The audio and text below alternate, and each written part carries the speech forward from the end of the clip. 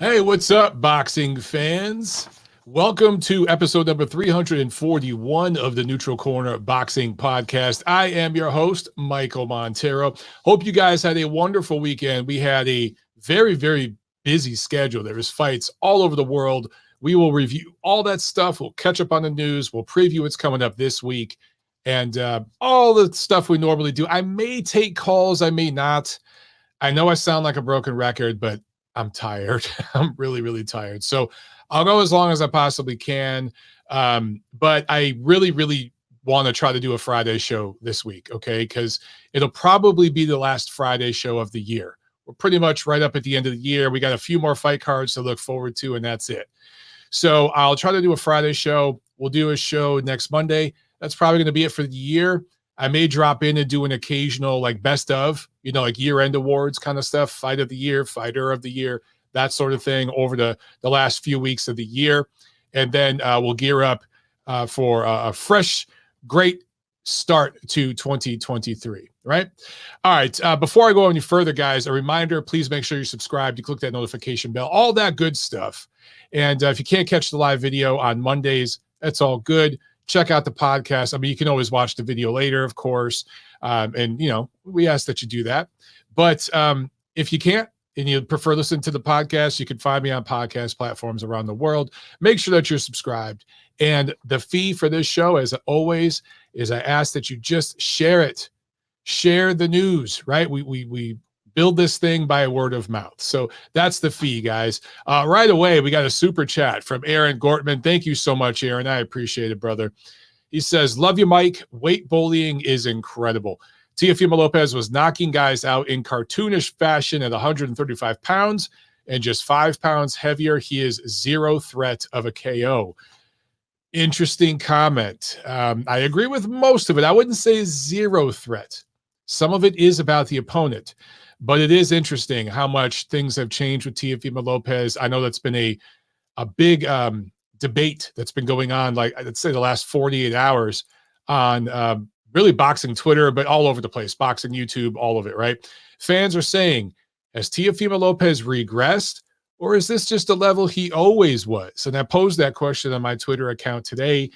Mixed results from you guys. Some of you think he has regressed and he was once much, much better. Some of you guys think he's kind of a one-hit wonder that had one big shining night against Lomachenko, and now we're kind of just seeing the guy's normal level. So I'll get into all that and give you guys my opinions in just a little bit here. I appreciate your super chat, Aaron. All right, guys. So again, it is TNC 341 for the week of December 17th. We're almost up at the end of the year, man. Crazy, crazy, crazy. Let's get into quick news and notes. And then we'll do a big, big review and a preview as well. We got some fights to look forward to tomorrow. We got some Tuesday boxing. How cool is that? But first, let's start with some, first some housekeeping. Next Monday, December 19th, will be the last episode of the Neutral Corner for the year. That will be episode 342. That'll be the last episode of 2022. So just mark that in your calendar, guys. The last 2 weeks of the year, we won't have TNC. And then we'll come back in January, but I'm not sure exactly when. It just depends on the schedule, what kind of news breaks, that sort of thing, right? But we'll definitely be back in January. At most, we'll be out for like 3 weeks, okay? I'll still be active on my Twitter and all that stuff. I'll still be chatting with you guys there. And like I said a minute ago, I may drop in here on the channel and do like a, fighter of the year, pound for pound, top 10, year-end, pound for pound, top 10, stuff like that. So just want to put that out there. We have a special visitor. Speaking of dropping in. Oh, say hi, Jackie, say hi. There's Jackie, everybody. There's my little daughter. She just turned 7 weeks old. She just had a bath. Hey, baby. You want to say hi to everybody? She's being quiet now. She's been screaming all weekend. All right, baby. Bye-bye. Say hi. Oh, that was kind of a wave. Yeah, she almost did. Oh. She almost waved. Oh. She's actually starting to smile and interact, and like she'll kind of talk with you. She'll go, you'll say something. She'll go, She'll make a little noise, and she'll have a little conversation with you in baby talk. It's really, really cute. I wish I could get her to smile. Right, she has the cutest freaking smile. You guys are gonna love it. All right, hi, baby. Oh, there she goes. She's smiling a little bit. Do you see yourself, baby? She's hungry. 7 weeks old. Bye. And of course, my wife Tiffany. You guys already know Tiff. All right, baby. I'm just the baby. You're just a baby holder. See you soon. Okay. So pardon the interruption, but that was a good interruption, right? You guys got to see a cute baby, 7 weeks old. So the only after this week, all right, we got some fights this week, but after this week, of course, it's the Christmas holiday. It's all the holidays, right? And then we have a December 31st show in Tokyo. That's always the last show of the year. Obviously, they always do a New Year's show over there. So there's just not much going on the last couple of weeks of the year. So there's no reason to do the show, like I said. But that Tokyo card features a fight between Kazuto Ioka and Joshua Franco. That's a 115-pound unification. That's a good freaking fight. So that'll be one to check out. But that's it. That's all we really have those last couple of weeks of the year. So like I said, I'll probably do a wrap-up show this Friday. 70-30, I'll do that. Okay. But 100% we'll have TNC episode 342 next Monday, December 19th. And then that's it for the year, other than some one-off videos here and there. So just some housekeeping. Wanted to put that out there. All right, guys. Sad news. Mills Lane, famous referee, but also famous for all kinds of other things. He had the TV show. He actually is kind of like a real big celebrity in Reno, Nevada. That kind of became his adopted hometown. He died at the age of 85 last week. And what a life this man lived. Just an incredible life. Kind of did a little bit of everything, especially in the sport of boxing. He really did do a little bit of everything. Boxed in the Marine Corps. He's a Marine. He fought as amateur and pro. I think he started boxing in the Marines.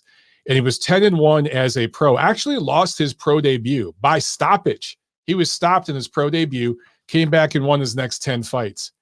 And then goes on to judge 8 fights. He actually judged. He was a professional judge for 8 fights. I should mention he fought right around a junior welterweight, right around 140. I should mention that. But judged like 8 pro fights. I think he promoted the fight card at one point, maybe in the 90s, early 2000s. And then, of course, what he's known for, he reffed over 200, well over 200 fights. It might have been almost 300 fights. And some of the biggest fights of the 1990s. Everybody remembers, let's get it on, right before the fight would start. That was his catchphrase. Everybody remembers that. And he was a part of some of the biggest fights because of the action, the importance, but also some of the freakiest moments. He was in the ring for some of the craziest, wackiest shit we ever saw. Some of those heavyweight fights in the 90s, man, there was never a dull moment. So he was a part of all that. And he kind of turned that celebrity into this run on television. He had a show as a judge, kind of like, you know, the Judge Judy. There's all these judge shows, right? I think in the 90s, like everybody had a reality show. And then like late 90s into the early 2000s, everybody had a judge show. There was a million judge shows. So he had that for a while. MTV used to do this thing called Celebrity Deathmatch, which is like claymation. And he was part of that. So he had this interesting TV run, you know, but a lot of people, what they don't know about him is I think it was in Nevada, he was a sheriff. He was a district attorney and a district judge. So he was also like a public servant. You know what I mean? This guy just had this really well-rounded life. And as I mentioned, in Reno, Nevada, his adopted hometown where he was so beloved, they actually named a courthouse after him. So that tells you just how important he was to that community there. So what an amazing, wonderful life. And I hope that, you know, I hope I live to be 85. I hope I could be 100. I hope I have accomplished half the things this man accomplished. Just a great, great life. And I don't always talk about, you know, when people in the boxing community die here on this show. Sometimes I do, sometimes I don't. But this is one where I felt, you know, really should mention this because this guy just touched a lot of lives, not just for what he accomplished in boxing, but also his public service, you know, working in law. And then also he had this like kind of celebrity TV career. It was just this amazing, well-rounded life. And yeah, he's a Marine just like me. So of course I got to support my Marines. Semper Fi, baby. So there we go. Okay. Let's get into this review. And last Saturday, we had some action on both sides of the pond. In Belfast, Northern Ireland, Michael Conlan scores a TKO1 win against Kareem Guerfi in a featherweight fight. Big explosive performance from Conlan.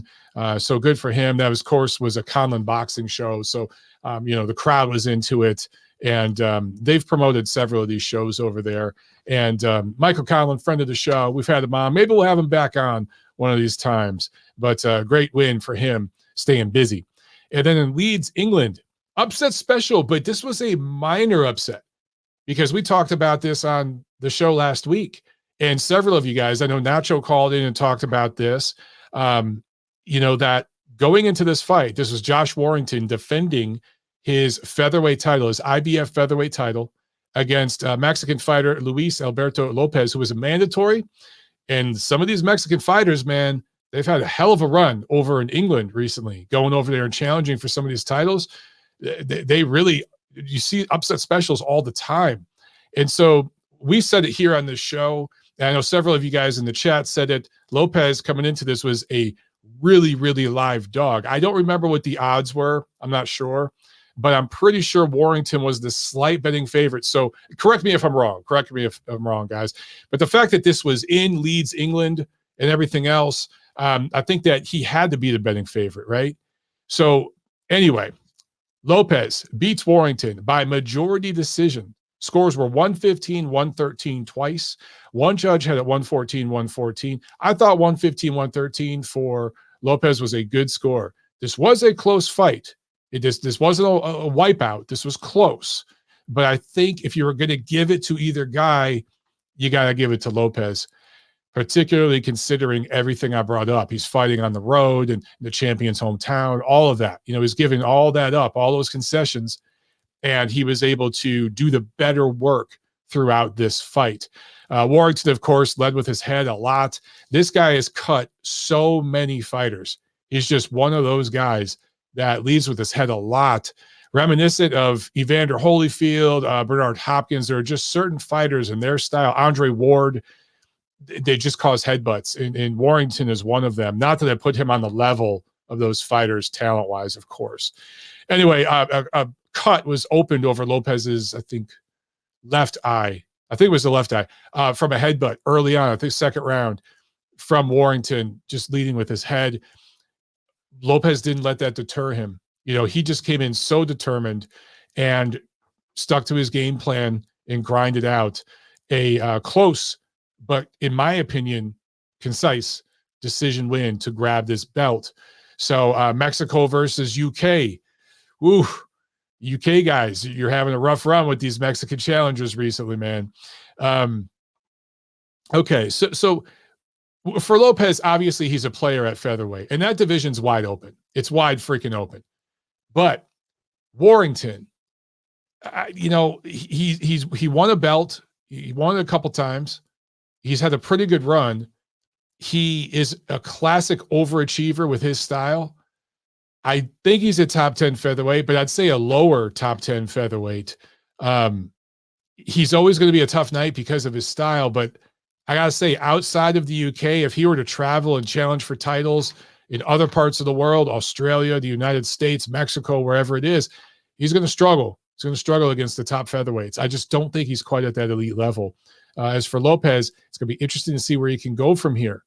Maybe this W is what gives him confidence and boosts him to another level, or maybe he's pretty much at the level of Warrington, and this was just a style thing. We'll have to find out. Okay, let's go to the United States, the US of A, and let's start in Omaha with this pay-per-view card in Omaha, Nebraska. Terence Crawford, of course, defending his welterweight title against David Avanesian, who is a quality top 10 welterweight, lower tier top 10, might be just outside the top 10, honestly. If we're being real, Avanesian might be a top 15 guy or at the very bottom of the top 10. All right. But having said that, Avanesian has been in with some good opposition in his career, and he's come up short for the most part when he steps up. But nobody has blanked him the way Crawford did. So Crawford scores a KO6 win here, but it wasn't just that he got the stoppage. The stoppage was beautiful. It was, one punch knockout. It was highlight reel. You guys saw videos of that all over social media over the weekend. But it was that Bud dominated this fight from start to finish. Opening bell, Bud's in full control. So, dominant performance, yes. Stoppage win, decisive, explosive, exciting, yes. However, okay, for everybody saying that he's going to go in there and do this to Errol Spence, I think you need to slow your roll a little bit. Completely different style, completely different fight, completely different level of operator there. Avanesian, I mentioned, legit fighter, quality, good prize fighter, gives a good effort against everybody, even when he comes up short. But if we look at his resume, okay, his biggest win, he did beat Josh Kelly, who was a prospect. Kelly has since kind of looked better since then. He's kind of improved since that loss. That might be his best win. But his best win on paper is beating a completely shot Shane Mosley in 2016. That's Avanesian's best win. All right. He fought Lamont Peterson in 2017, lost a close decision, but he lost. It was concise. He lost that fight, but it was close. So he was competitive with Lamont Peterson. Okay. And then he fought Mean Machine, Egidijus Kavaliauskas in 2018. That was 4 years ago. The Mean Machine stopped him. Can you guess what round? The 6th.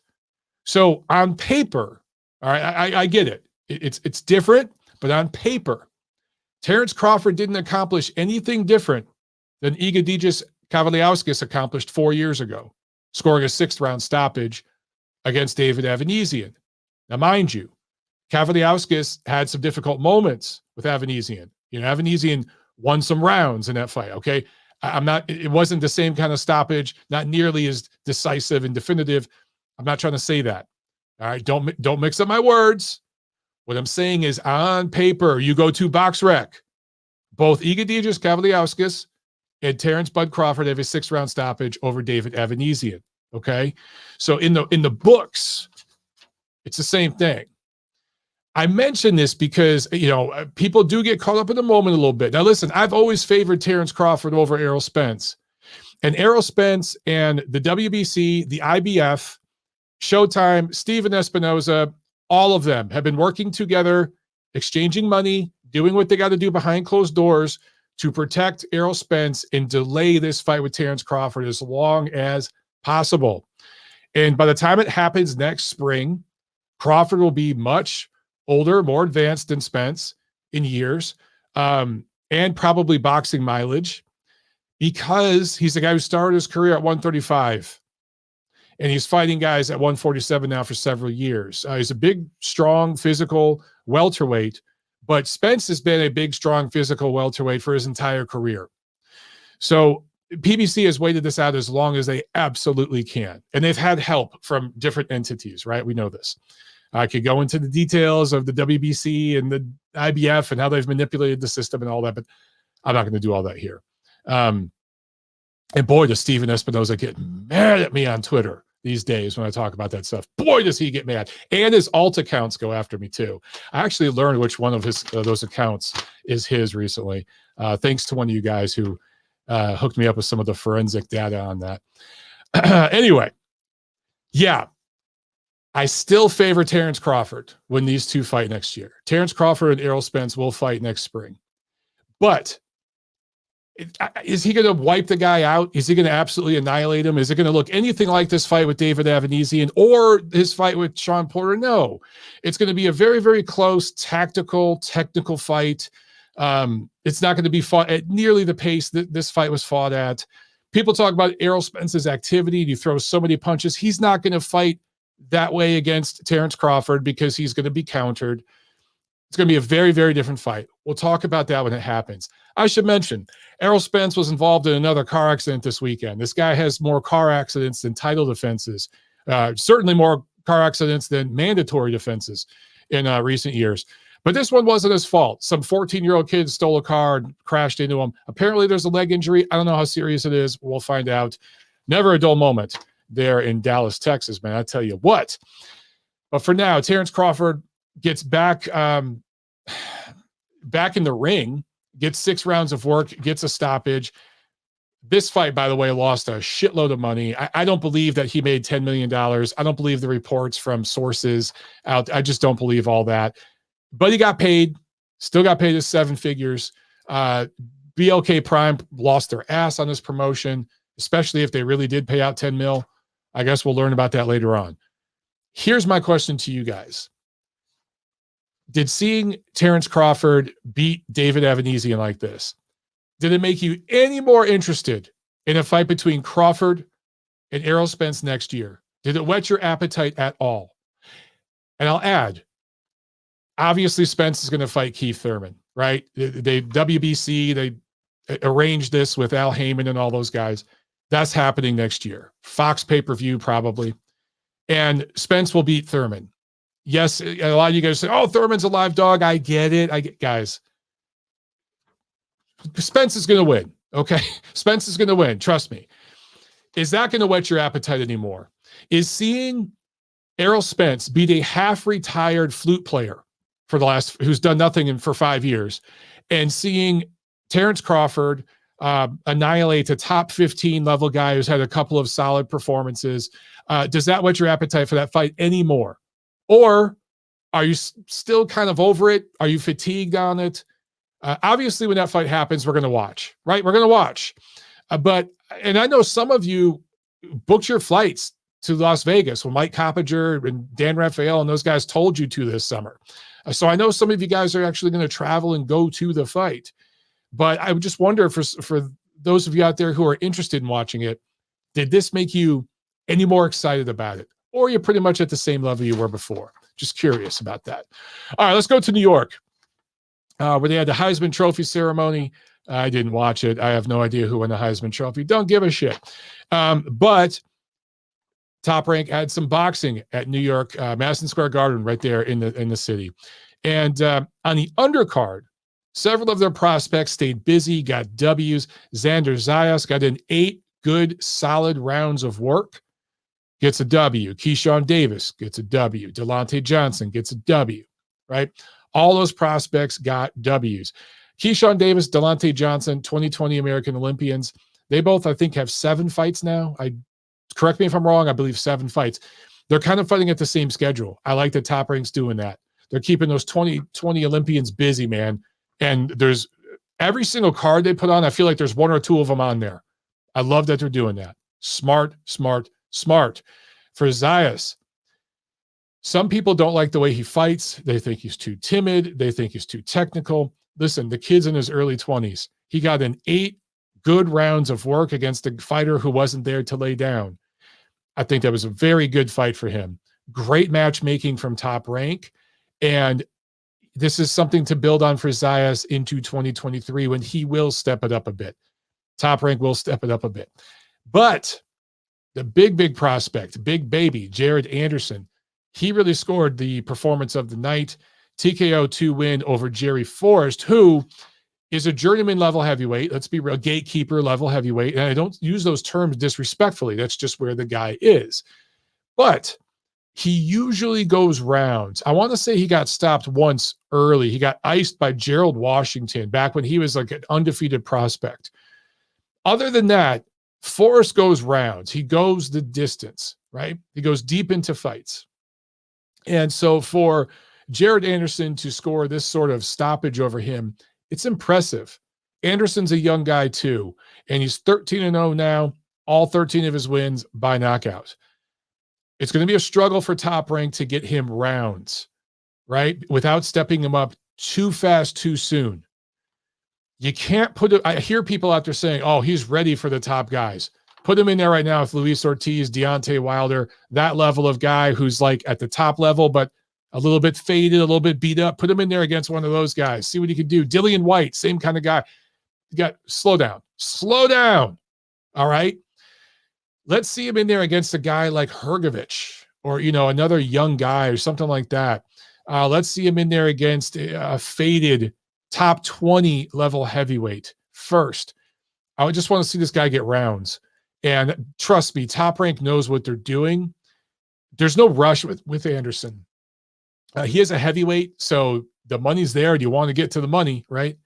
But before you put him up against the top 10 heavyweight, get him in there against like a legit top 20 dude that you know is durable and can take him rounds. There's several guys that we can think of. I wonder how he'd look against Zeli Zhang or Carlos Takam. He hasn't fought him yet, right? Someone like that, he's usually pretty durable, but he's kind of undersized. You want him in there with a bigger guy who's got some size that you know can go rounds. He might be ready for a Joseph Parker. Joseph Parker just had a really tough fight, was knocked out.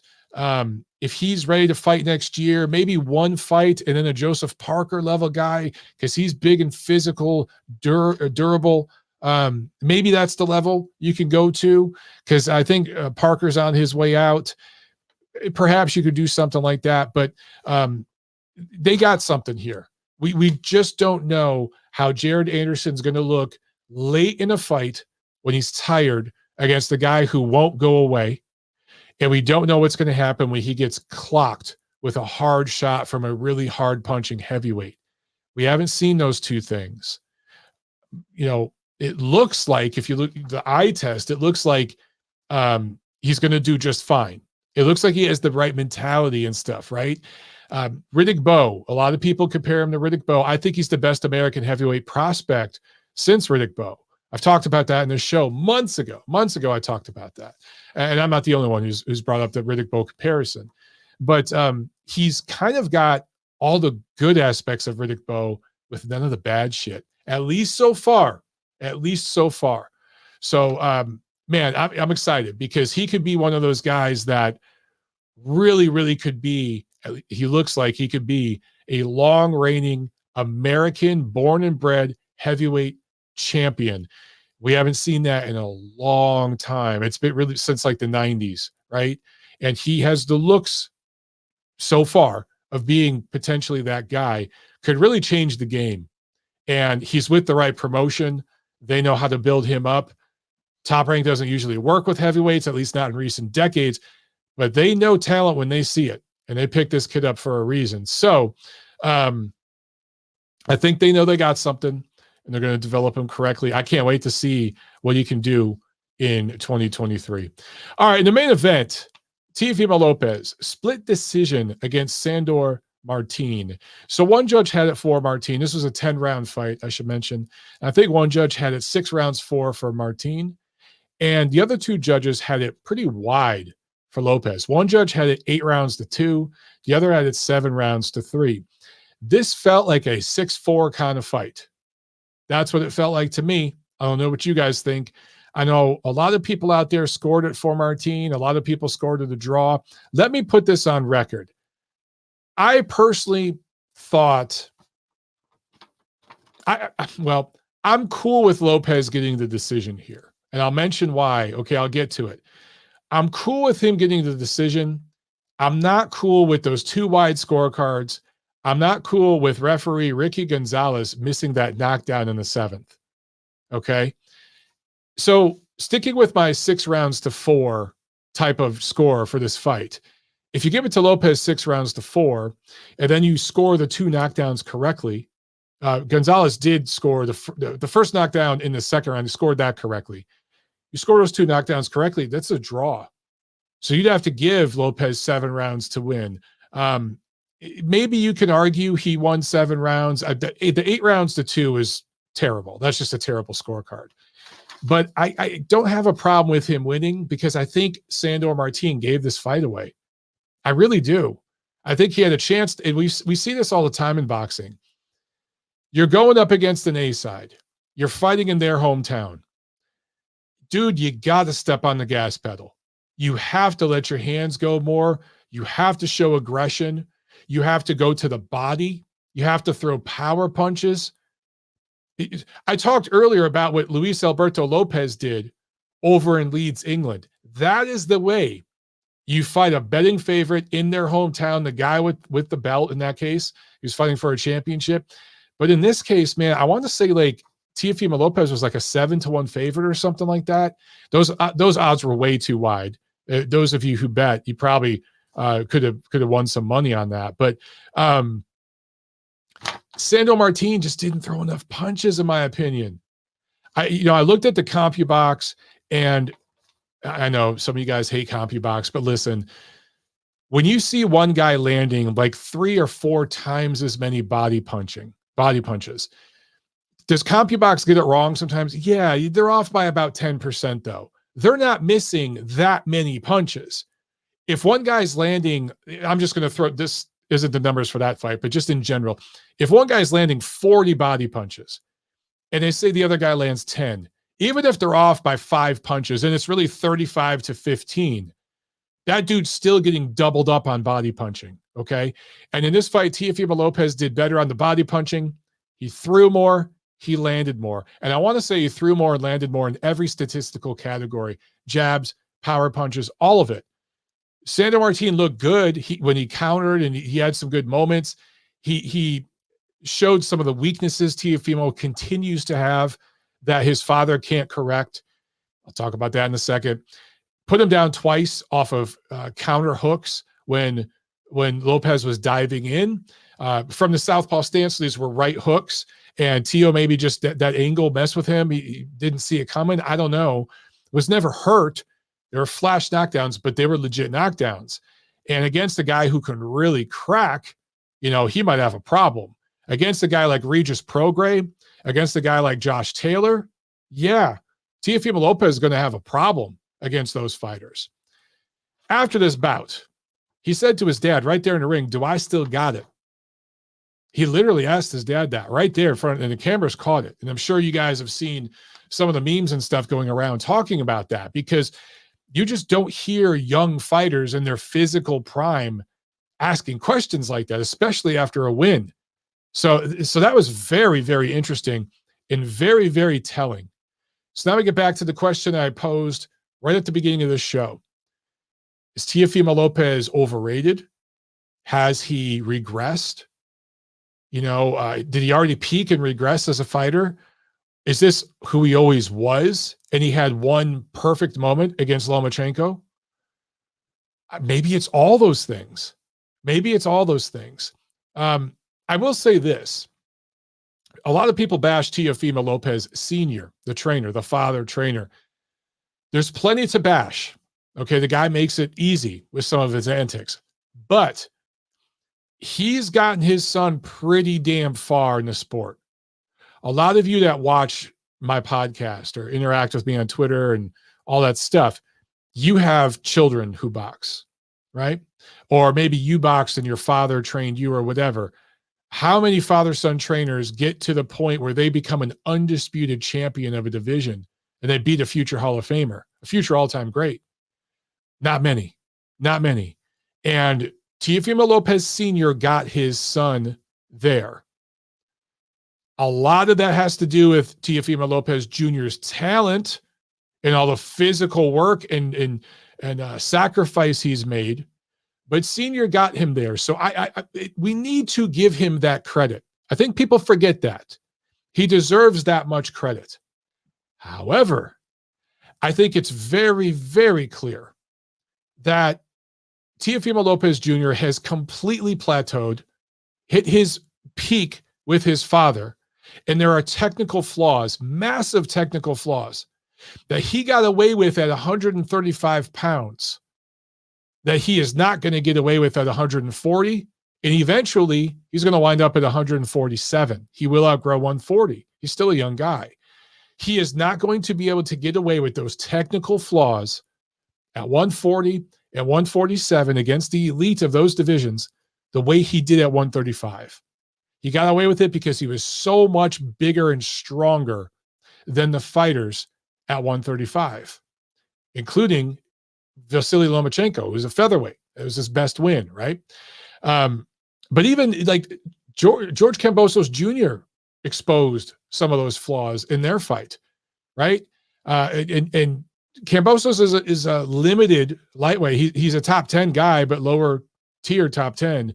But he does have explosiveness, speed, and power. And that was enough to put Lopez on his butt in their fight and eke out a decision win over him. Okay, so I need to mention this because people keep bringing up the Lomachenko fight and the Commey fight. And my boy Sanch, I saw you in the chat earlier at the top of the show, and I saw you trolling me a little bit on Twitter. I know it's all love. You were talking about the fact that Joey Gamache was in the corner for Teofimo Lopez Jr. in his fight with Lomachenko and with Commey. Those are the two top performances of his career. Also, he had a nutritionist, an advanced team around him for those two fights. And it's no surprise he put on the two best performances of his career. I also think part of it was matchmaking, especially against Commey, but even with Lomachenko, timing, matchmaking, all of it, weight, all those things. I think he needs that level of team around him to even compete at the highest level in this sport. I think without those people around him, without Joey Gamache or whoever it is, Joey Gamache was the one who had the game plan for the Lomachenko fight. He's the guy that should have won Trainer of the Year that year and all that, not Teofimo Lopez Sr. Lopez Sr. had very little to do with the Lomachenko win in terms of technicalities, game plan, all that. That was Gamache. But without the advanced nutrition team, which again, that whole nutrition team helped him squeeze down to 135. You don't need him at 140. You don't need him at 147 when he goes there. So the nutrition team, I don't think has much to do with it. They helped squeeze him down to 135 for a couple more fights to put on his best performances of his career. But it was Gamache, man. And I don't think Junior is going to leave his father. I don't think he's going to go to a new trainer yet. I do think it will happen at some point. At some point, he's probably going to get knocked out and lose by knockout or have like a really dominant loss. And at that point, he'll leave his dad and it'll be too late. You could just tell he's going to be loyal to the soil with his pops, right? And that's going to cost him. This is who he is. This version of Teofimo Lopez. How many fights has Teo had? 20 some odd professional fights. For two of them, he looked like an elite level special fighter. The other fights, I'm not talking about his fights as a prospect where he's fighting C/D level guys. When he is in there against top 10 level opposition, particularly now at 140, he's not going to look like a generational type talent. He's not going to look like that guy anymore. That's not who he is. So I think some of you, and look, I'll include myself on this. I remember at Ring Magazine, we immediately ranked him pound for pound after beating Lomachenko. Boom, he hit our pound for pound list. And that was a learning experience for the panel because you cannot give a guy fighter of the year, in my opinion, fighter of the year, or just throw him into a pound for pound list out of nowhere off of 1W like that. You just can't do it. And I think Lopez got on all those lists and got all those accolades when he beat Loma because it came after that dominant win over Commey and everything. And we were like, whoa, we're looking at the next big thing here. We should have pumped the brakes, as I like to say, because he hasn't been able to follow it up. He's made several mistakes with the way he's managed his career. It's clear that he got a massive, massive head. And I think it was my boy Steve Kim that mentioned this in one of his articles. It might have been after the loss to Kambosos. It might have been before that fight. I can't remember for sure. But he basically, I'm paraphrasing, but he said Teo's win over Lomachenko was not a landing pad. It was a launching pad, meaning, dude, that's your first big win. That's the win that launched you into the atmosphere, into the stratosphere. Now you got to go even further. You haven't made it yet. In other words, you haven't made it, bro. You had one big win. It was an amazing win. Put you on the map. Now you got to back that shit up. Now you got to do it again and again and again. That's what champions do. That's what elite level, generational type of talents do. And he hasn't been able to do that. It's looked kind of like he's a one-hit wonder. And let's be real. That one-hit wonder came when you're in your early 20s, squeezing down to an unnatural weight against a guy who's a blown-up featherweight in his 30s. And it's just perfect night, perfect storm, perfect events, perfect situation. And I'm not trying to downplay the accomplishment because it was a significant accomplishment, but he hasn't exactly followed it up with dominance, has he? Now, am I saying I'm ready to completely give up on Teofimo Lopez Jr.? No.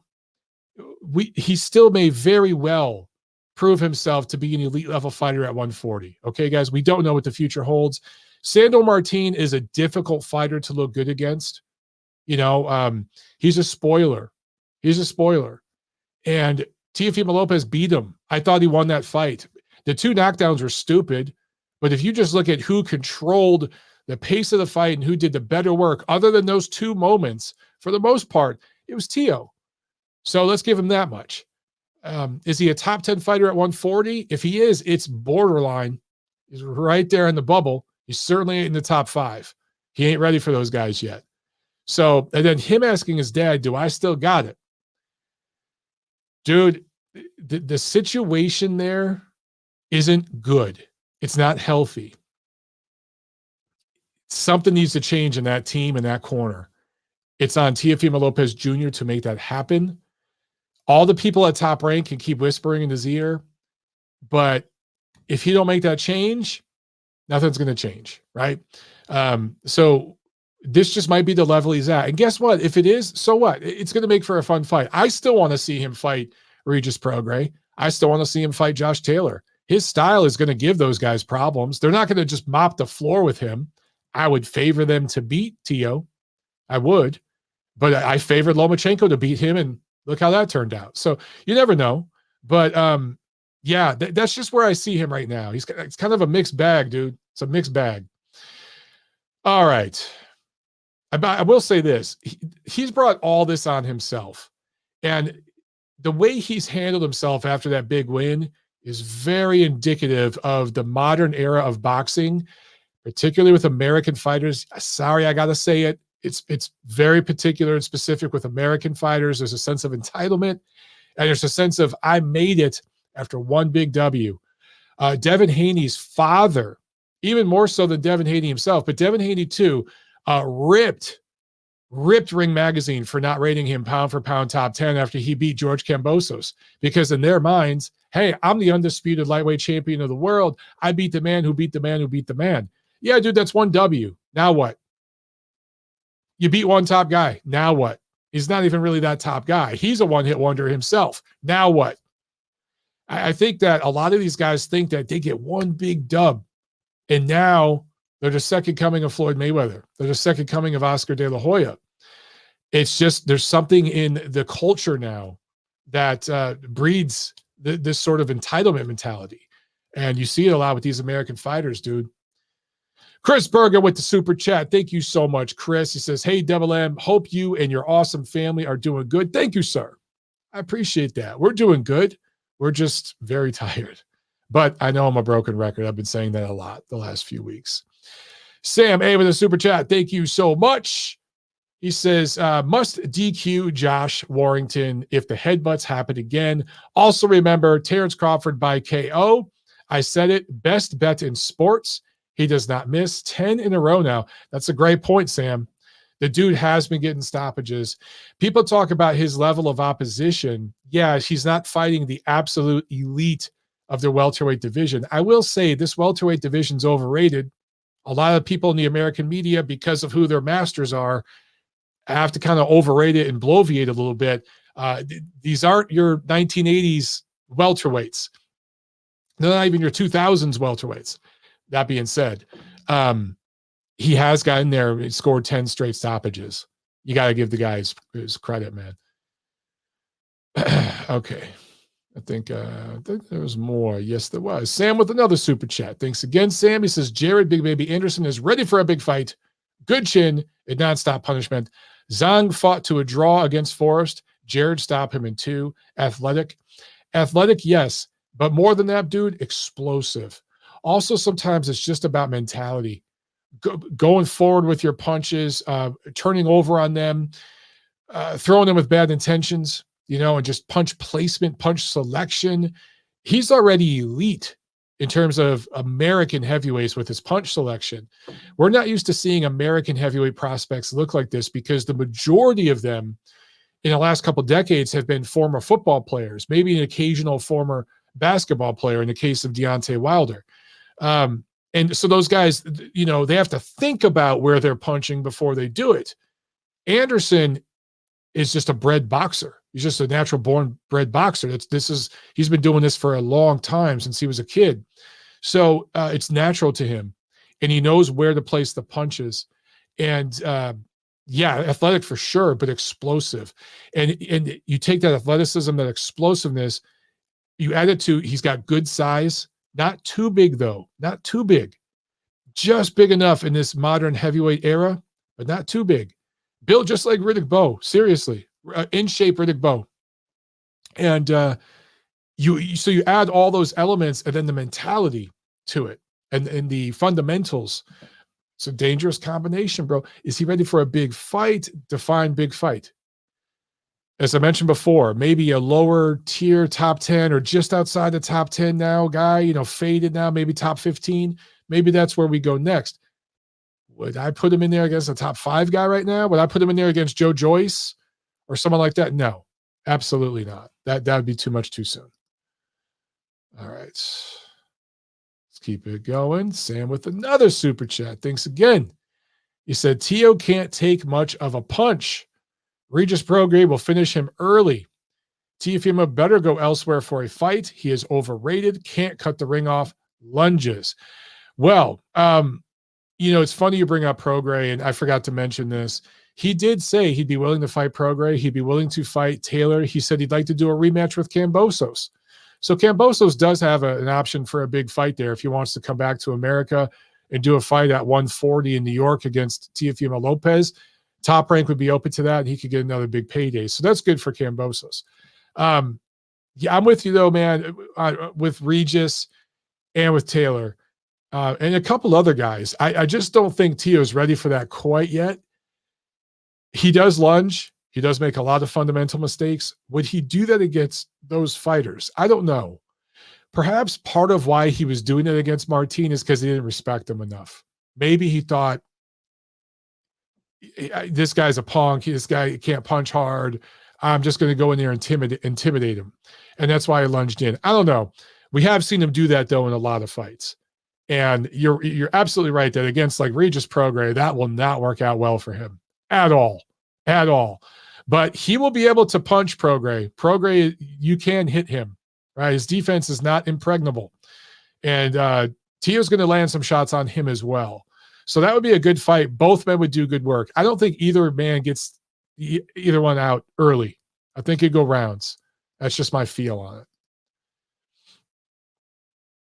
Papa Chubby with super chat. Thank you so much. He says, most fathers can't handle youth amateur level. LOL. You're right. Let's be honest. 99% of father trainers, their kids struggle at the amateur novice level. So for Teofimo Lopez Sr. to take his son as far as he has, the man deserves credit. He does deserve credit. However, they've reached their peak. It's pretty evident to anybody with eyeballs and a brain. So it's up to Junior to make some changes. All right. I think I'm caught up. Actually, no, I'm not. Sam with another super chat. He says, Sandor, Slim, Shady, Martin. I love it.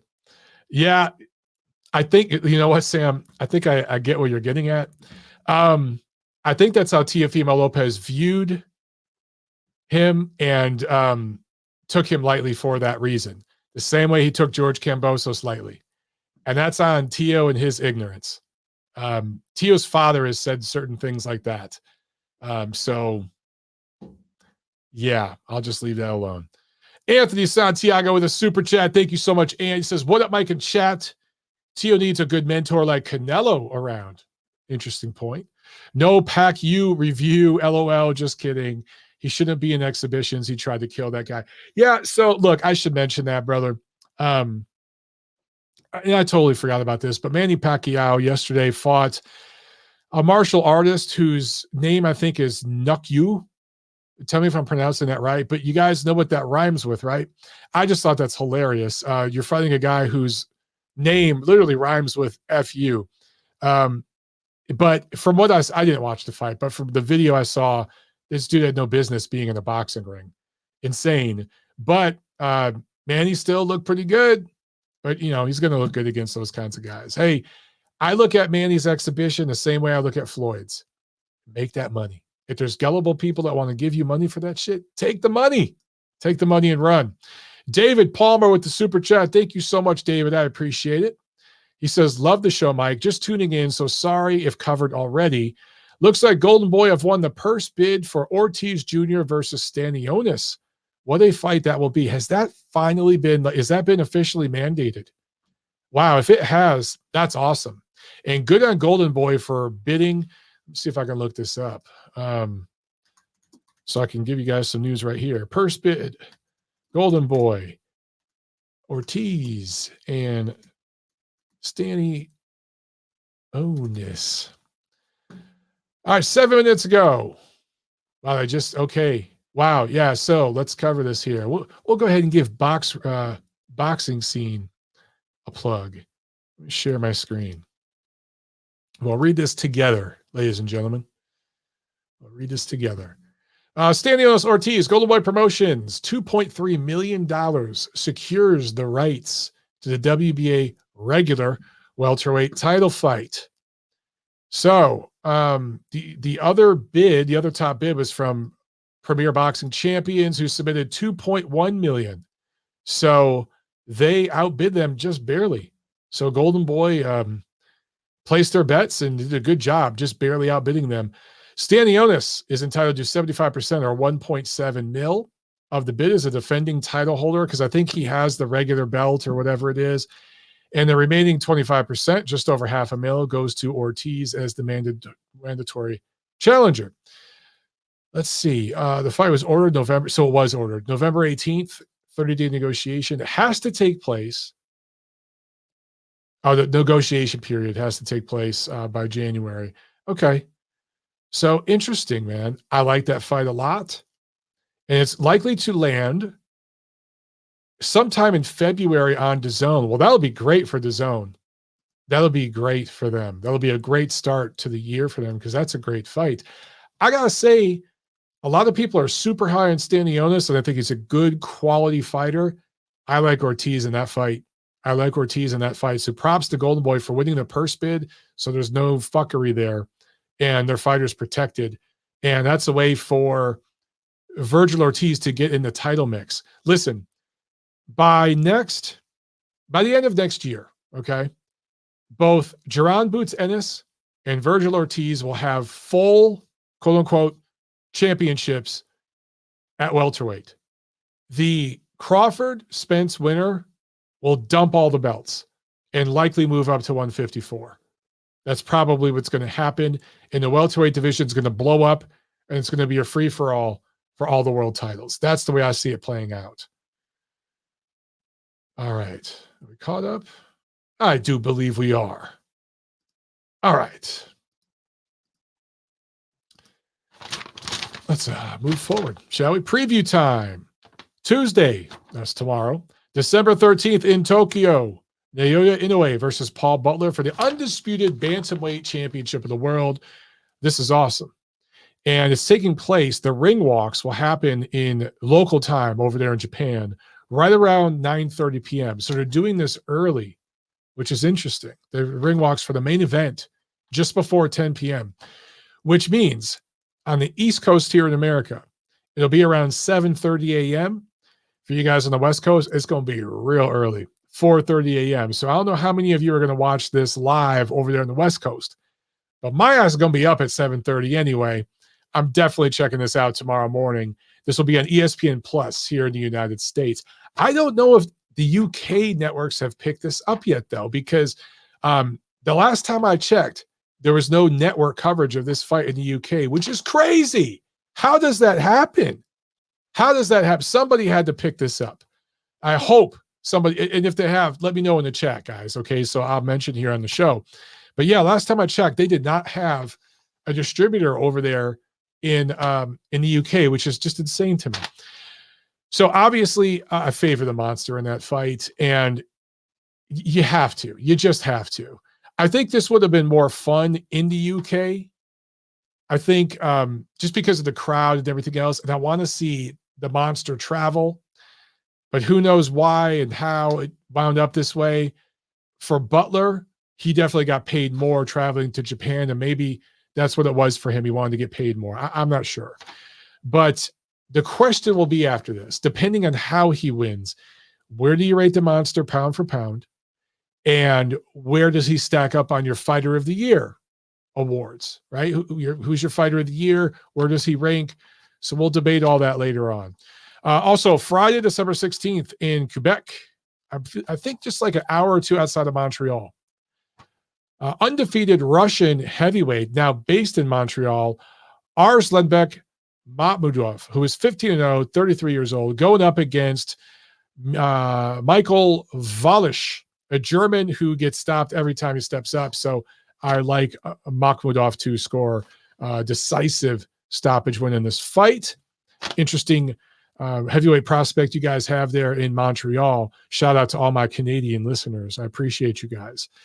And then Saturday, December 17th here in America, TGB Promotions and Samson Boxing coming together in a joint promotion at the Cosmopolitan in Las Vegas. This is PBC on Showtime. And basically, they're keeping several of their prospects busy. Again, several of them are in there, like against TBA opponents. Brandon Lee is one of them. I know he's on this card. He doesn't have an opponent yet. It's still TBA. So they better get him an opponent soon, and they better step that guy up come next year. But really, really good matchup here between two young, undefeated fighters in the main. I'll get to that. Got to mention, I don't know which one's the main or co-main, but Jose Uzcategui, remember him? Fighting Vladimir Shishkin, a 13-0 prospect, originally out of Russia, now living and fighting out of Detroit, my hometown. 12 rounds, 168 pounds. Shishkin, one of the best-looking prospects in the super middleweight division, going up against his best, most experienced opponent to date. You guys may remember, Uzcategui was supposed to fight David Benavidez in November, tested positive for performance-enhancing drugs. They tried to reschedule that fight for next month. But there is such a public backlash that Showtime reneged. They pulled back on that fight, and now Benavidez is going in a different direction. Yet, Uzcategui is still fighting, and he's fighting on network cable. So this is a guy who tested positive for performance-enhancing drugs, and not that long after is fighting on Showtime again. I should also mention that his last three fights, this is supposed to be a super middleweight fight. His last three fights were well over the super middleweight limit. In fact, I think his last fight was at 191 pounds, or one of them. He's had three fights recently, all in Mexico, and he's been a light heavyweight or cruiserweight in those fights. Now he's going to be a super middleweight. So you got a guy that's been fighting as high as cruiserweight, hiding out in Mexico, been busted for performance-enhancing drugs, has to cut down to 168, and you're bringing him in on a televised card. I mentioned all this because Steven Espinoza has been very, very vocal on Twitter, bashing other promoters who had dopers on their events. Remember, Matchroom was supposed to have Conor Benn on a fight card. He tested positive for performance-enhancing drugs, and Eddie tried to push that card forward because that was going to be a big, big fight over there. Conor Benn was going to be in a big, big fight against Eubank. They tried to push that forward. Steven Espinoza, really, really vocal about his disapproval of that, yet had no issue trying to reschedule a fight between Uzcategui and David Benavidez. Stop that fight because there was so much backlash. Still having Uzcategui on air. And again, you want to talk about a dangerous situation. If I'm Vladimir Shishkin, if I'm his team, I am taking a hard look at Uzcategui. And I would demand advanced testing. To my knowledge, they're not doing that. VADA's not involved in this card, to my knowledge. If I'm wrong, somebody out there, please correct me. But you got a guy that's been hiding out in Mexico where you can buy performance-enhancing drugs over the counter there at drugstores. No big deal. Stuff that half-life's out of your system in a day or two, okay?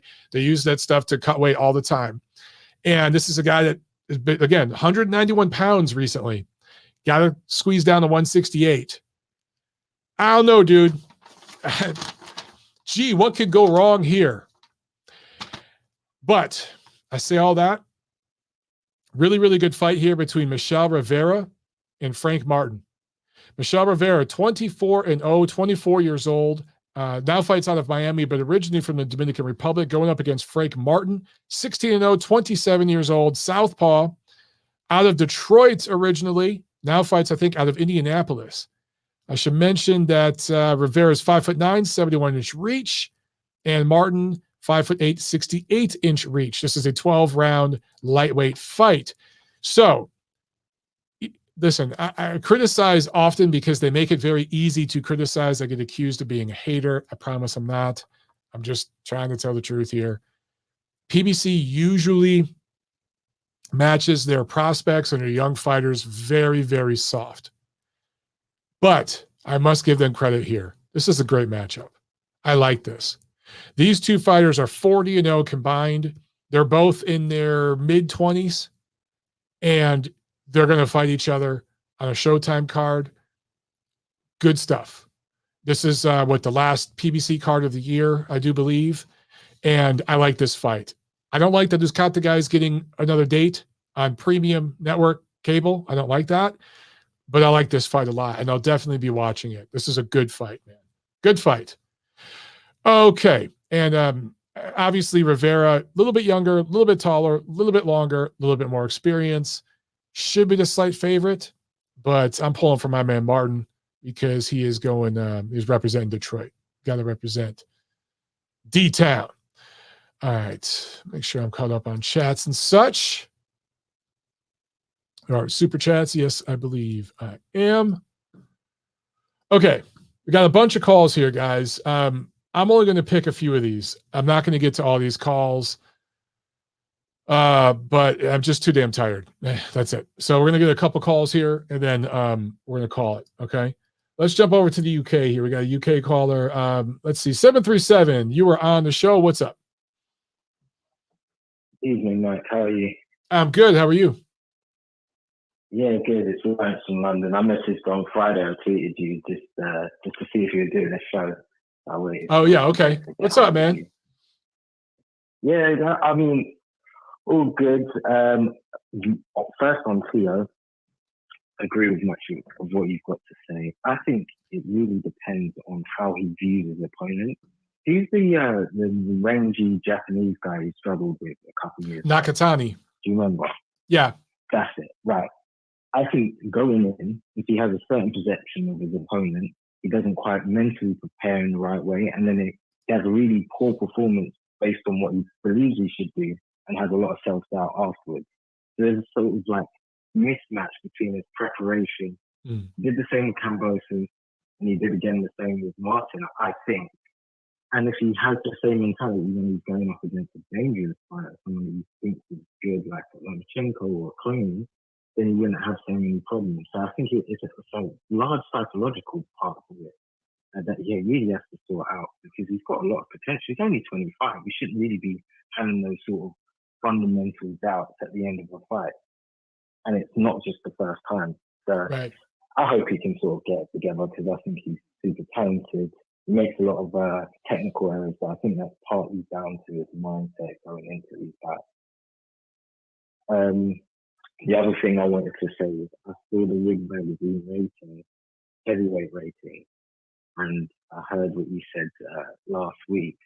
Again, it's about AJ being downgraded on the basis of his losses to Usyk, and a lot of it links to what you said about the American boxers of today and this entitlement. I just feel like it's so easy to take away a man's strikes for his props after a couple of losses and disregard all the body of work, instead of sort of giving them credit where it's due and like looking at a large body of work, defenses, unifications, etc., etc. I think I struggle to see how people rate Joe Joyce ahead of AJ. He literally had one stand-up performance against Parker, and to put Wilder ahead of AJ as well, who's had 2 KO losses recently. It's just crazy. So yeah, I wonder what you thought about it. That mindset and what it does to fighters when they're going into opportunities or looking at like whether or not they take on a tough fight and deciding to go the easier route. Because if they do lose to, say, the pound-for-pound best fighter in the world, people are going to rank them number 4 or number 5, or they're going to say they're no hopers or they're finished. So yeah, I just wanted you to speak on that. Yeah, I completely agree when it comes to Joshua. To bump him down below Joyce and Wilder, I think is crazy. If that's what they did, obviously the top 2 heavyweights are Usyk and Fury. You may think Joe Joyce is number 3. Like, you can make an argument that head to head right now, he's the 3rd best, but in terms of actual accomplishments, you really can't put him there yet. And Joshua's accomplished a lot. He's lost a few, but his resume in terms of the level of opposition is still pretty good. And I don't know, Wilder destroying Helenius, that bumps him back up in the ratings to like number 2 and number 3 in the division. I don't know about that, but some of these platforms, man, they have an American bias sometimes. That sort of thing happens. I don't know. Sometimes it's just about style, I guess. But did you guys do it? I thought it was a ring rating, but I don't know if you guys did a rating recently. I know Ring has right now. The Ring champion is Alexander Usyk, because Fury vacated it. They have Fury number 1, they have Wilder number 2, and they have AJ number 3. Yeah, I just I wouldn't have it in that order, but that's the way Ring has it right now. I don't agree with that, but it is what it is. Yeah, but yeah, I mean, my main thing is one fight or a couple of good. So for Wilder, it's his recent performance against Helenius, a knockout win.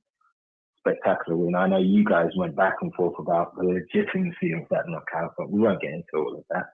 And then for Joyce, he's had like a very good performance, standout performance against Parker.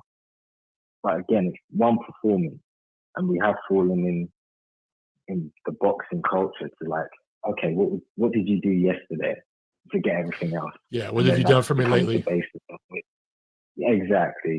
So it's a bit of a shame, and then I look at like Andre is the worst of the worst, but I look at like an Andre, for example, who might have a tough opponent on one hand, and then like a light touch or just not fighting at all on the other.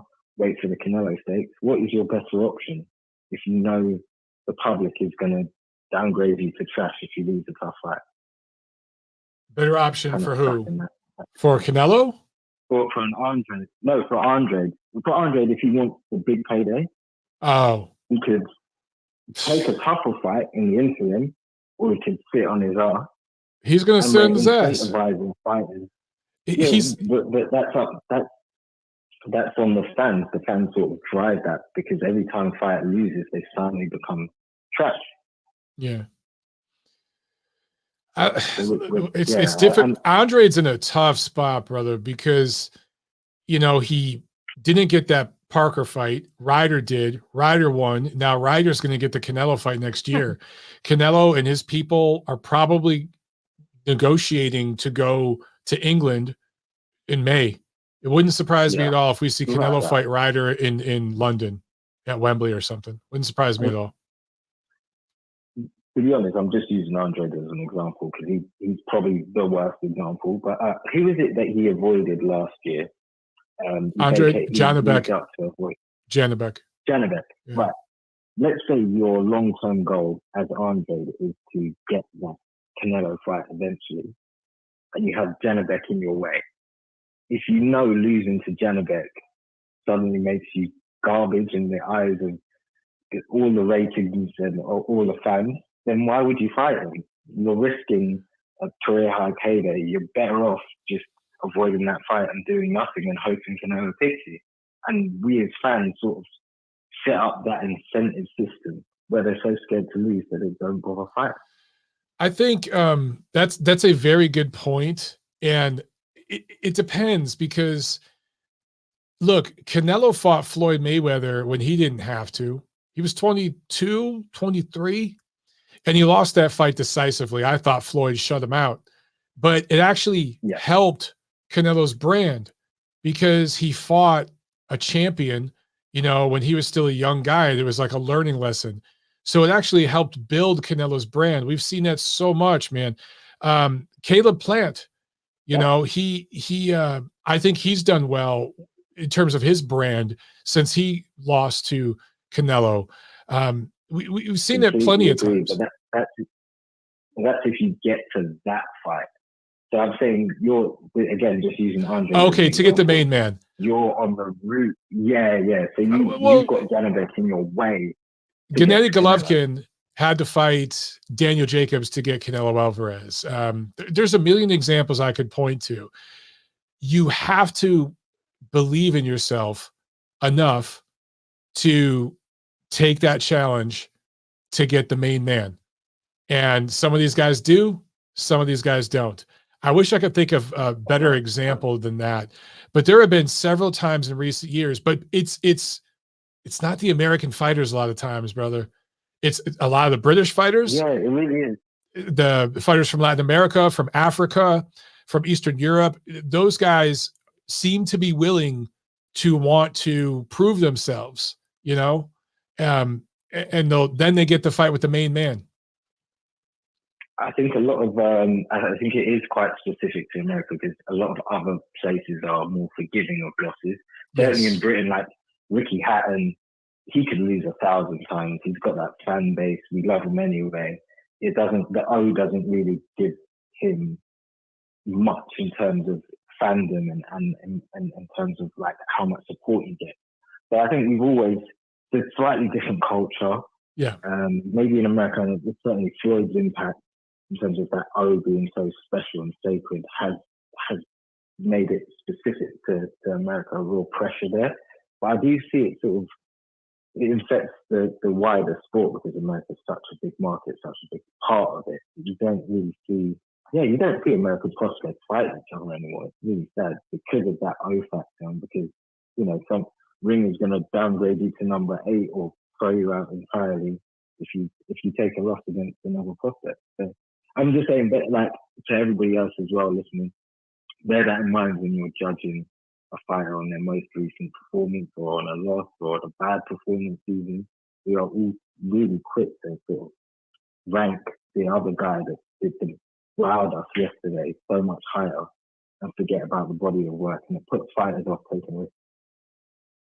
Completely agree, brother. That's all I had really, Mike. Great show again. Oh, and Jackie's looking like she's got some good hands there. Good hand speed I appreciate it, man. Thank you so much. Right. Have a good night. Right. Have a good night. Ciao. Yeah, and to his point, don't judge too harshly off a loss, but also don't judge too harshly off a shaky win. So it takes us all the way back to Teofimo Lopez. Yeah, he didn't look great against Sandor Martin. Nobody really does. It's kind of a difficult style. And if Sandor Martin would have opened up a little more and engaged a little more with Teo, maybe Teo stops him. Maybe Teo drops him or something, you know, we're having a different conversation. So I think some of you guys just judge a little too harshly based on one performance, man. This ain't basketball. This ain't baseball. This ain't football. A lot can happen in one fight. When you're only fighting twice a year, 3 times a year tops, it gets put under this microscope. You know, in the NBA, you got 82 games a season. LeBron James can look like dog shit in his game tonight. It don't matter. He's got 81 other games to look good in. You know what I'm saying? All right. Sam A with the super chat says, why rush Mike Tyson at 19, but not Jared Anderson? Good question. Much different boxing landscape today, though, Sam. You know that. With Tyson, it was early, mid 80s. That was a very weak era, the heavyweight division. I actually think this era of the heavyweights is better globally. Maybe not American heavyweights, but globally it's better, much better. And they had a marketing thing going on there with Tyson. You know, they got him in there. Let's be honest. Tyson's first however many fights was can after can after can, but he was so popular so fast that they were ready to put him in the driver's seat. But if you look at the guys he beat to win those titles, if we're being honest, the big names were well faded, not very active, well past their best years. They were guys that had moved up from like light heavyweight, so much smaller guys, right? When Mike Tyson got in there against elite heavyweights from the 90s era, Lennox Lewis, Evander Holyfield, he didn't look like the same guy. So perhaps some of that is because of the way he was developed or not developed, depending on who you talk to, right? So I think with Anderson, they're going to take their time. Also, to the last caller's point, what if Jared Anderson steps up too fast and you put him in there against Joe Joyce and he gets bludgeoned? Look at what happened to Daniel Dubois.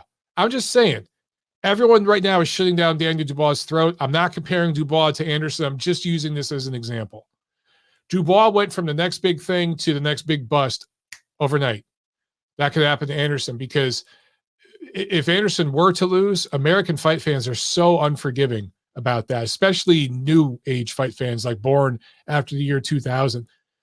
They're so unforgiving of a loss. It's crazy, especially if it's a knockout loss. Papa Chubby with the super chat. Thank you so much, Chad. He said, Burgos was a great match, but clearly Keyshawn Davis is the real deal.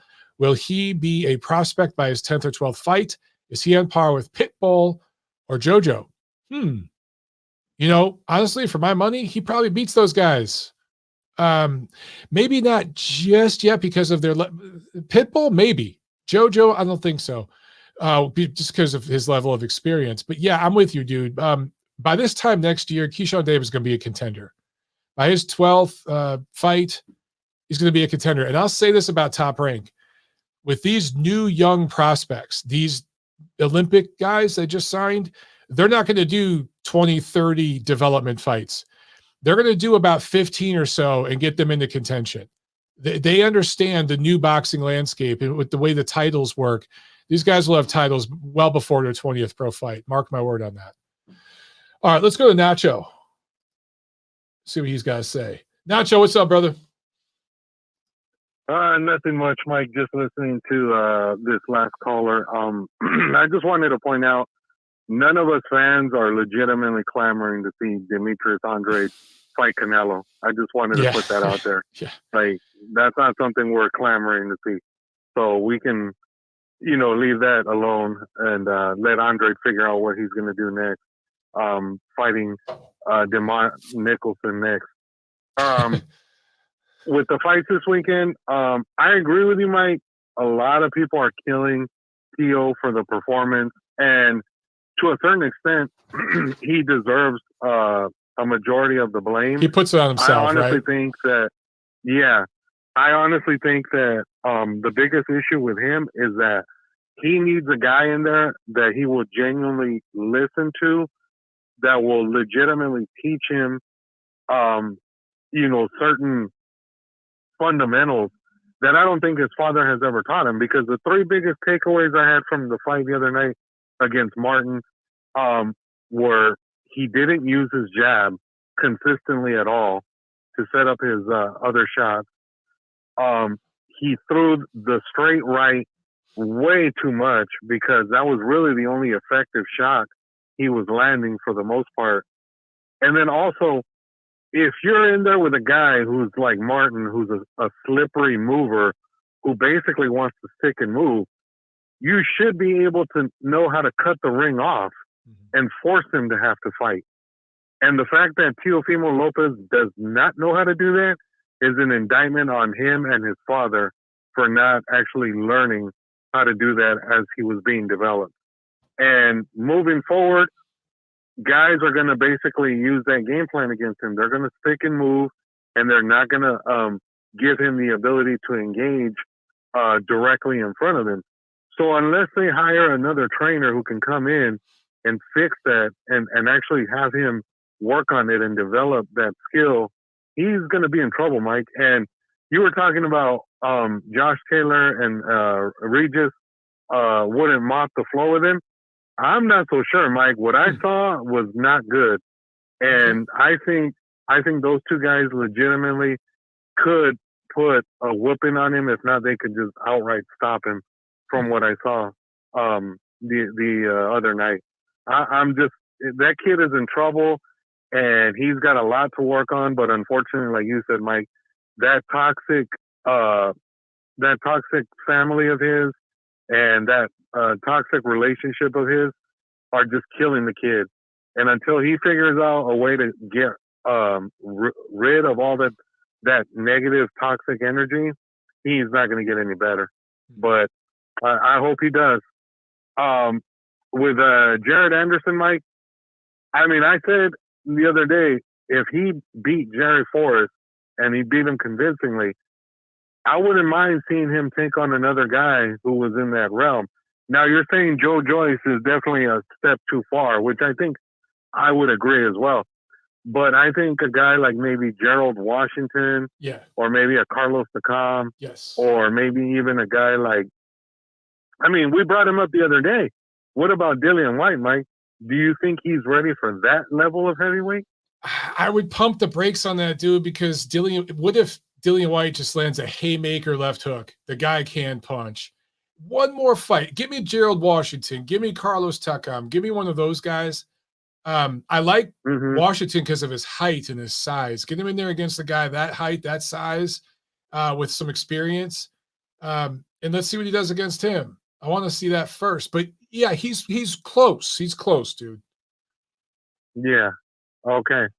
And then with Keyshawn, I agree with you, Mike. I think probably in his 12th or 13th fight, he's probably going to be fighting for a belt because that kid is way too advanced. I mean, he's fighting a guy who's a former world champion in his 7th pro fight. Yeah. There's not too many dudes doing that nowadays. I love it. So I think he's going to definitely be on the fast track to get a belt soon, for sure. And then with Crawford and Avanesian, Mike, that was a beautiful performance by Crawford. The way he set up Avanesian let him think that he was engaging him in a toe-to-toe dogfight, but in reality, he was just slowly breaking him down round by round, hitting him with those body shots, hitting him with those uppercuts, hitting him with, the straight lefts. And Avanesian was game. He's never been a guy who's going to back down from a fight. Yep. He was game, but you could see the difference in talent between both guys. And at the very end, when Avanesian just got hit with that uppercut and then the right hook he never saw coming, and he got laid out. Oh man, that was just classic Crawford right there. Just seeing him take out a guy that most people didn't expect him to see. Yeah. I mean, if the Spence fight is not happening, Mike, then what's next at this point? Like, is he legitimately going to have to move up? Yeah. I think they're both moving up by the end of next year. I think both Spence and Crawford are moving up to 154 by the end of the year because they both have mandatories that they don't want to fight. Do you think either one of them wants to fight Virgil Ortiz or Jaron Ennis? I don't.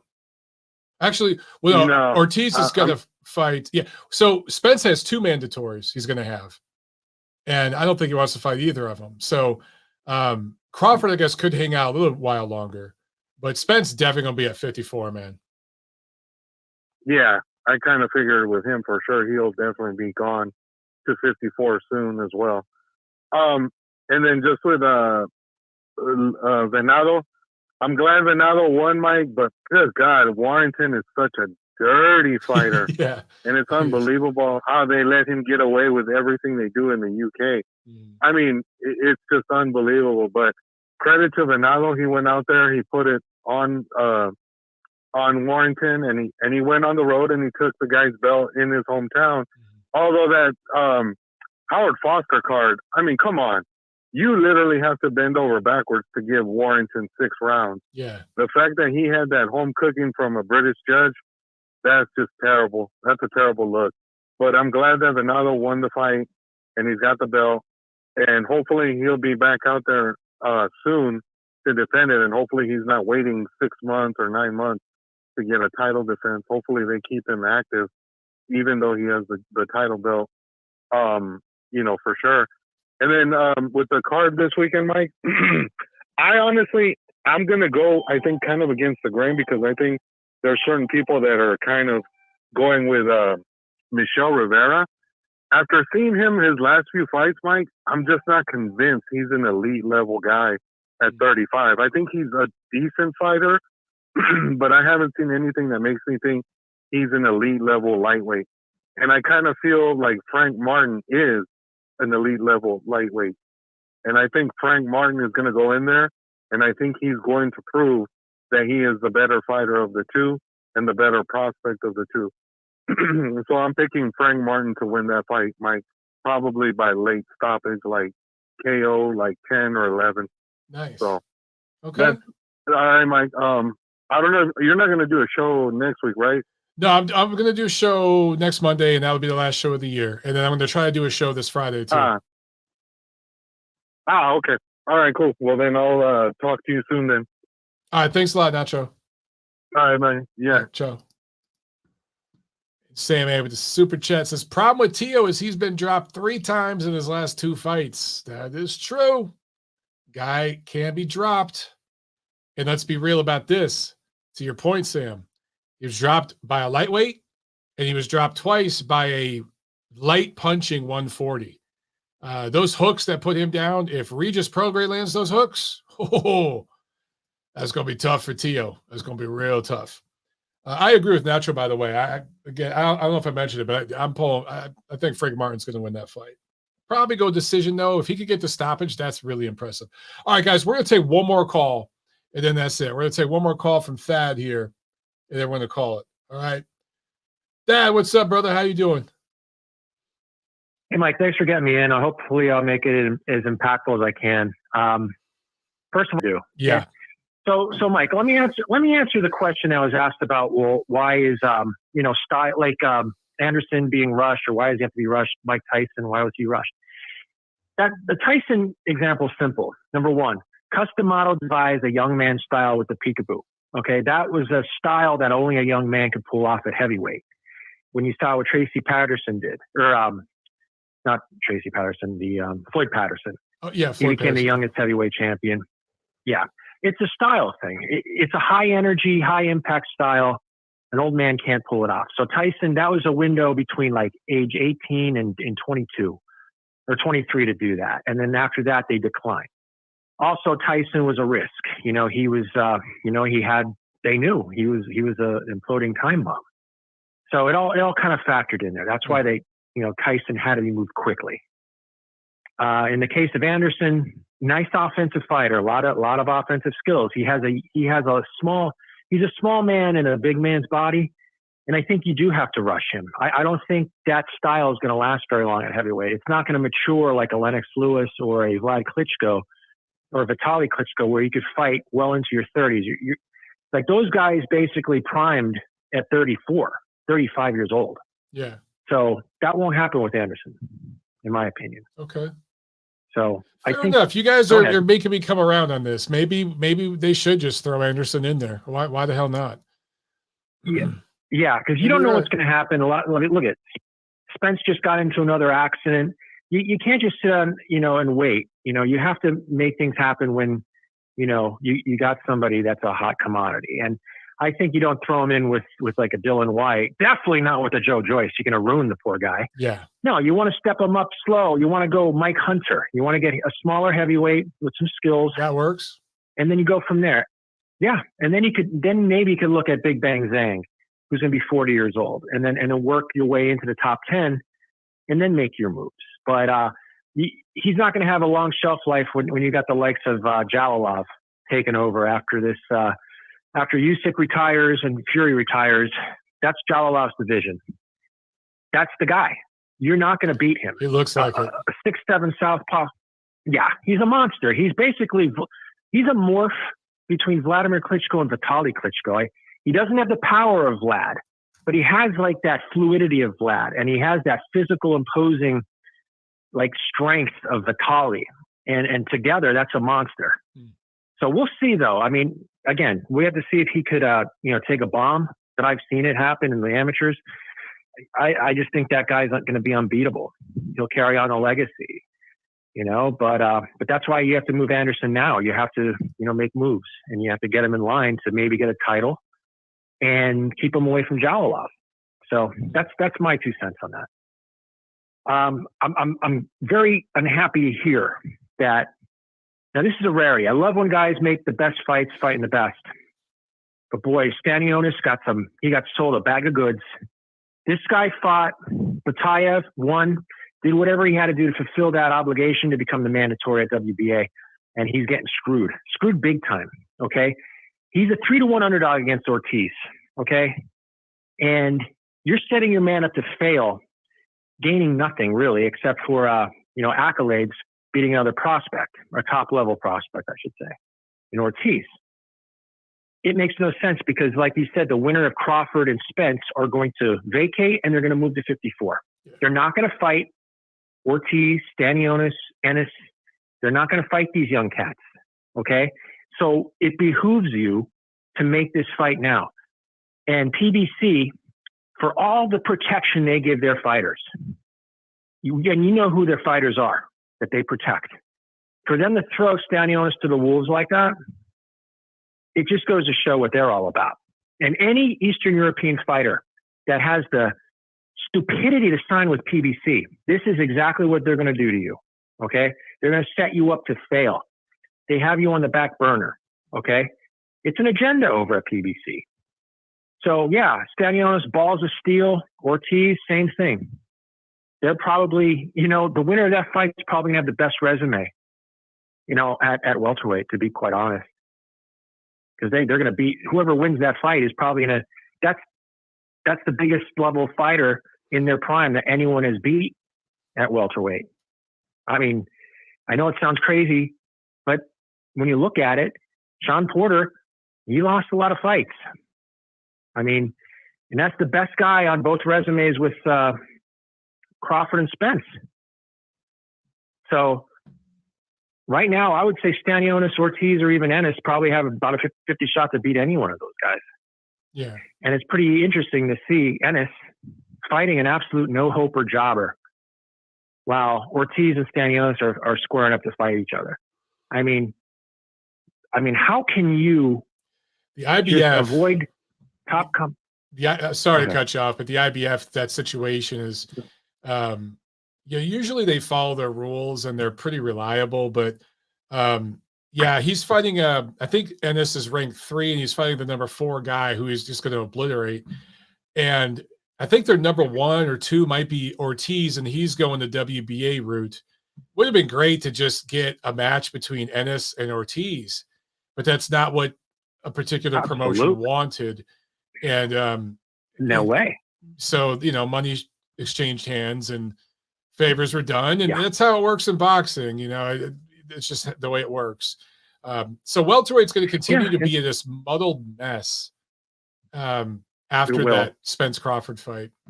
Because honestly, Thad, by the time I just had to mention, by the time Spence and Crawford fight, the new school will be there, and we're going to know it's Ennis and probably Ortiz, but I think Stanionis is a top 5 guy.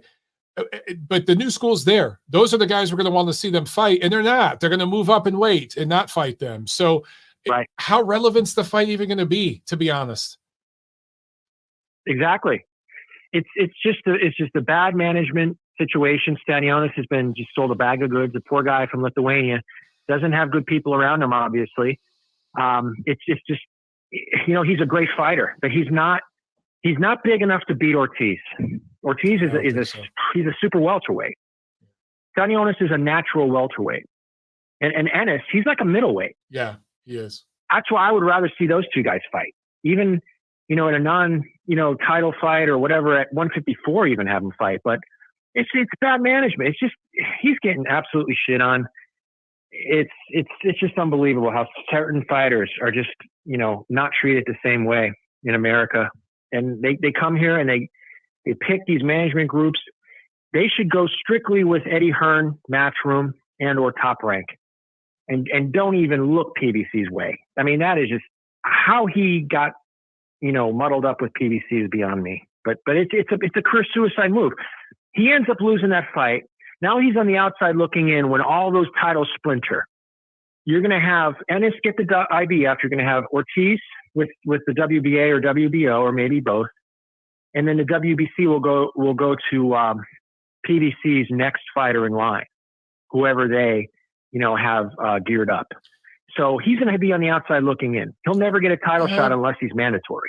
I'll say this: he's getting 1.7 million, and for where he's from, that's a significant payday.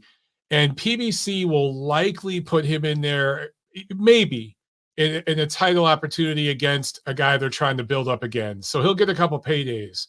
But I'm with you. I mean, he kind of got screwed in this whole deal. At least he's getting paid. Yeah, he's getting paid, but he'll get 1/3 of that 1.7 million. It's taxes, and you have your fees, and you have promotions. If you're a fighter, you get about 1/3 of that money in cash. Okay, this isn't Mayweather where he's like, I got 50 million, and he shows the check. That's staged. Okay, so money, yeah, you're getting money, but there are rules. When you are a law-abiding taxpayer, okay, most of that money goes to the government, and if you're from another country, you get whacked again. Okay, on the taxes, depending on in which state that fight is taking place. Like if it's going to be in New York City, you're going to get whacked about 25%. Okay, in state taxes. But if it's in Vegas, you won't. But again, that's down the line. But people who talk finance, Mike, let me just say this: it's pretty amazing how online I'll see some people make comments about net worth and Crawford got 10 million and he's worth more than Spence. And it's amazing how the guys that pretty much dropped out of high school and or fucked around in high school and didn't go to college. Now all of a sudden you see these guys with their calculator pulling out, acting like they're Charles fucking Schwab. It's absolutely amazing how people online, can be fucks all their life, and then all of a sudden they pretend they're an accountant whiz, and they're talking in terms of financials they never even paid attention to. So it's just everyone. It's pretty amazing what you see online, and that's why I like your show. Because you're not like, the PhD guy. Okay. And if there is something, or a topic that is a little higher level, you're going to have an expert come on and talk about it and or take their opinion. You're not going to pretend, you're some professor from Harvard. Okay. And that's a dead on giveaway. What a fraud a lot of people are online in all these shows that you see. But I mean, a lot of these guys don't even use their own name. They don't use their own picture in their profile photo, like on their social media accounts. I put my real name and my real image out there. That's why I keep it real. And you're right. If I don't know if something, I'll learn about it, or I'll bring somebody on who does. And I'm talking more about guys with these platforms like online, like that are, that have channels. They're the ones that are putting it out there like they're experts. And look at them. They're like, the guy that was rolling dice in the back room when, they're doing calculus or whatever in high school.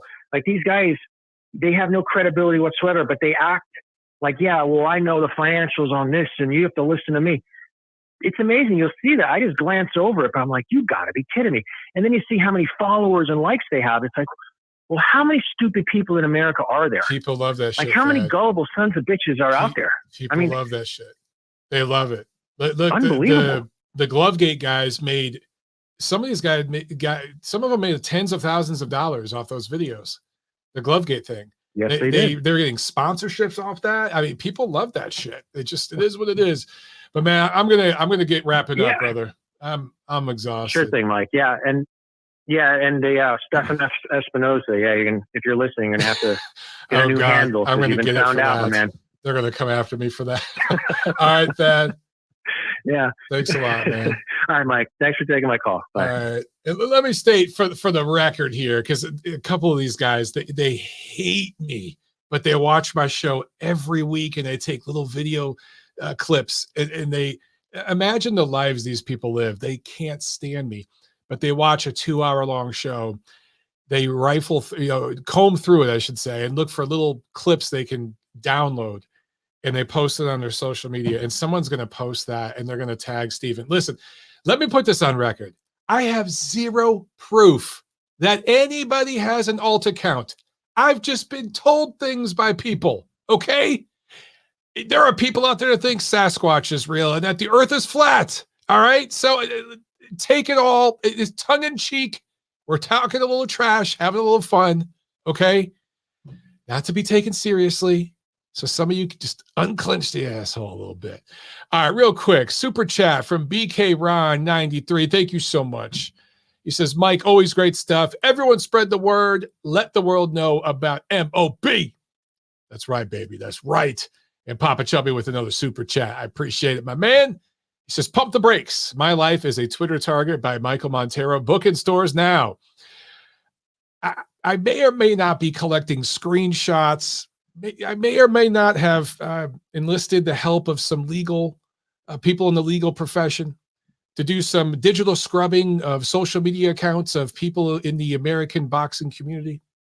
May or not be collecting screenshots to put together a coffee table book one day and showing just the level of hypocrite some of these people are. I may or may not be doing that. I'm just going to leave it there.